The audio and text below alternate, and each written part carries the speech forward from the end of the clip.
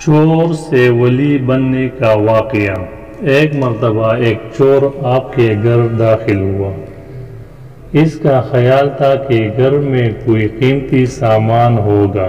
اس نے گھر کا کونا کونا چھان مارا لیکن اسے کچھ نہ ملا۔ وہ مایوس ہو کر واپس جا رہا تھا کہ حضرت رابعہ بصری رحمۃ اللہ علیہ نے اسے روکا اور سوال کیا کہ کیا تم چور ہو؟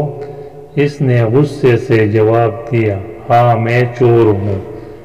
آپ نے فرمایا تو پھر یہاں سے خالی ہاتھ نہ جاؤ۔ وہ بولا، یہاں رکھا ہی کیا ہے جو ساتھ لے جاؤں؟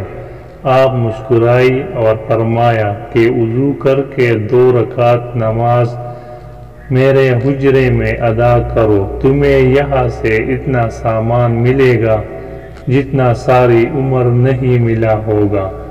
چور نے لالچ میں آ کر وضو کیا اور حجرے میں جا کر 2 رکعت کی نیت باندھ لی۔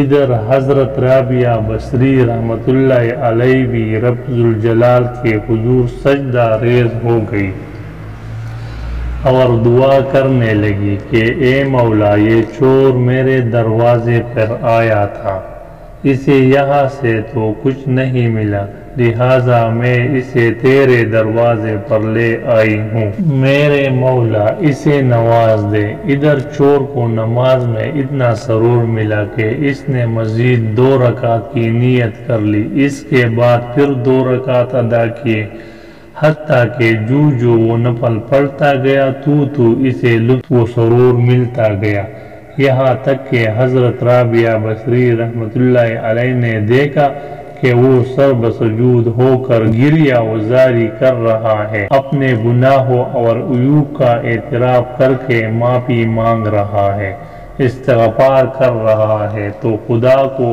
اس کی گریہ وزاری اس قدر پسند آئی کہ اسے معاف کر کے چور سے ولی بنا دیا۔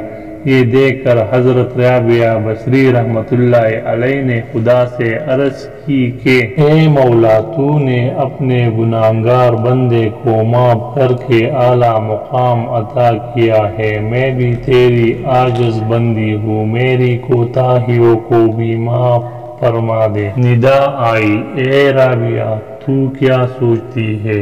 تیری وجہ سے ہی تو میں نے اس کو معاف کیا ہے اور اس کی توبہ قبول کی ہے، تو ہمارے نزدیک اعلیٰ مقام پر ہے۔